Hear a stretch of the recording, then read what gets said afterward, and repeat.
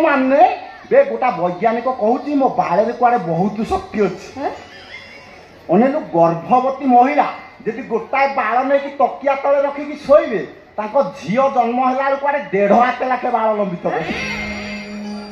आजिकल जो सब टोका टोकी पटे पारना मोबाइल केचु तो आउ केचा को पड़ोनी गोटाए तो नालिया बाड़ देदेवी पकेट्रे पूरे पलैब टोकी जो पटे जाऊे आगे लुंगुर पुंगुर हो 3 दिन पर से टोकी आसिक कबाट धाडु धाडु की बाडेबे मेन कथा कौन कहलु हनुमान पैसा जो धातु नहीं गोटा वैज्ञानिक कालिया है मत कहूँ तो बाड़े से धातु अच्छी आ बहु गुड़ा टंका हम मो बाड़ पांडियाना कहते मो पचर गोटा फोर्स देते तो बाड़र एते शक्ति बहुत से एते टंका मिल अखाड़ा कौन कथा कहते बर्तमान मु चिंता पड़गली सा एका लोक एते गुरा टंका भोग कर किए मुझे चिंता कर सत कथा तो मुझे बाई जाए ताले मु भी कोटिपति खाली मो घर लोक कौन झाड़ूदार संगे मो बाहर करदेवे तोर कौन है तू सियाड़े बुलिक कौन भावुँ नाई मु भावुली चल आम मंदिर लुचि बाहर उर्वशी तू सत कहू तू मत बाहा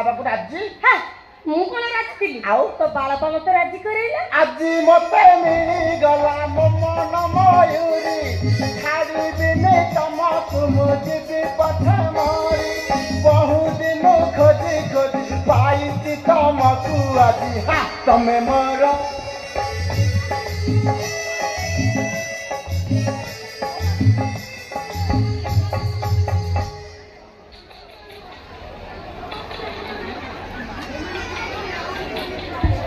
ये क्या आवाज आसुचे कुकुर बतक कोटी पंख खाऊ ना कौन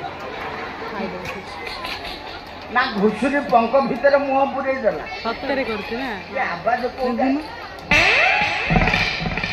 बे चटा चटी हो ना कौन पे ये ओ सवार ओ मो साला मौसा नमस्कार एटा नर्सिंग होम ना चटा चटी होम गई खरा बड़े चटा चटी चलते आमे जा कोन तमर कोन हैला तमर कोन नहीं तमर कोन हैला ना ए मु गंधर्व महांती मो डैश कई बुझी न पारंती बे आम एरिया नर्सिंग होम रोगी देखा ना तमे तमर चटा चटी हो मु एबे यही कथाटा डाक्टर बाबू कहि ना भूले पंचायत रे कथा पकेबी अवस्था 12 बजे हो जा जा अरे कोनटा उखाड़ियो जा सुनु आमे डरिबानी आमे सीधा जीवा सारू कहवा आमे दी जण भल पाउचे आमे बा हवा से कोटा काढी मते हां तमे पंचायत रे कहि हमर कोन करबो हमर कोन बयस हेइनी कोन बयस हला बोली जागा बे जागा मानियो नै ना ता अपेक्षा मोर तो अधिक बयस मोर बेसी एक्सपीरियंस आ तू एडी बस मु दते चाटी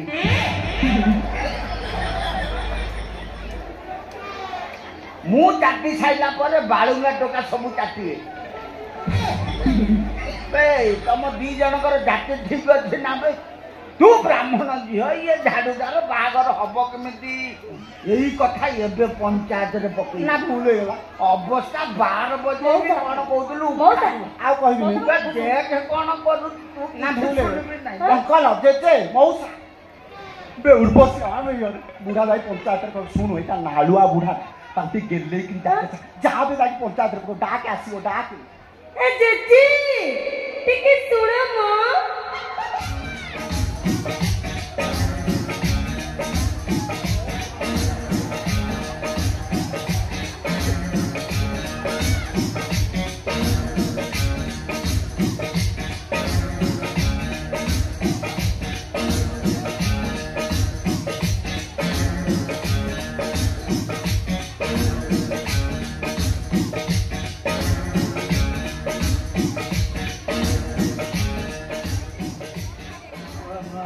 ମତେ କିଏ ଡାକିଲା?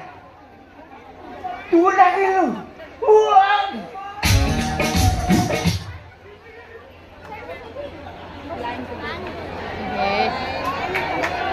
ବିଜ୍ଞାନ ପରୀକ୍ଷାଗାରକୁ ପରୀକ୍ଷା କରିବାକୁ ଗଲେ ତା ଭିତରୁ ମୋବାଇଲଟା ନମ୍ବର 1 ହେଲା। କୋଟିପତିରେ ମୁଁ ଆଜିକାଲି ଆଉ ରହିବି ନା।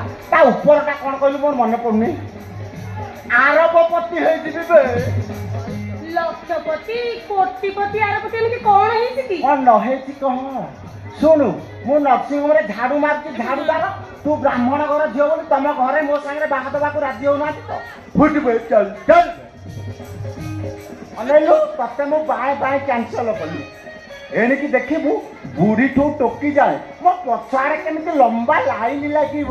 ଆଗ କଣ ହେଇଛି ତ ଆଗକୁ? ବେ ଆମ ସରକାର ମୋ ବାଳୁକୁ ପୁରସ୍କାର ଦେଇଛନ୍ତି ବେ। କଣ ହେଲା? ସରକାରଙ୍କୁ ଆଉ କିଛି ମିଳିଲାନି ତ ବାଳକୁ ପୁରସ୍କାର ଦେଲେ? ଶୁଣୁ ମତେ ନେଇକି ଭୁବନେଶ୍ୱରରେ ପ୍ରାୟ 5000 ବାଳୁଆଙ୍କୁ ଯୋଗାଡ଼ କରି ଗୋଟେ ବାଳ ପ୍ରତିଯୋଗିତା ହଉଥିଲା ହେଲା। ଆମେ 5000 ବାଳୁଆ ଲମ୍ବା ହେଇକି ଲାଇନ ହେଇକି ଛିଡ଼ା ହେଲୁ। ଶଳା ନବୀନ ପଟ୍ଟନାୟକ ଆଗେ ଆଗେ ଚାଲି ଚାଲିକିରି ଗଲେ। ତାଙ୍କ ପଛରେ ପାଣ୍ଡିଆନ ଗଲେ। ନବୀନ ପଟ୍ଟନାୟକ ଚାଲି ଚାଲିକିରି ଗଲେ। ତାଙ୍କ ମନକୁ କଣ ପାଇଲା ମୋରି ବାଳୁଟାରେ ହାତ ମାରିଦେଲେ। କଣ କହିଲେ ଜାଣିଛୁ? ଭାଲୁ ବାଳ ଓଡ଼ିଶାରେ ଏମିତି ବାଳ ମୁଁ କେବେ ଦେଖି। ଗଞ୍ଜା ମୁଣ୍ଡରେ ଚୂଳ ତମ ମୁଣ୍ଡରେ ବାଳ। ତେଣୁ ମୋ ବାଳ ନମ୍ବର 1 ହେଲା ପୁରସ୍କାର ପାଇଲା। ଓହୋ ତାମାନେ ତୁ ବାଳ ପ୍ରତିଯୋଗିତାରେ ଫାଷ୍ଟ ହେଇଛୁ। ହଁ ସେଥିପାଇଁ ଟଙ୍କା ମିଳିବ। ଅଖାରୁଆ କଥା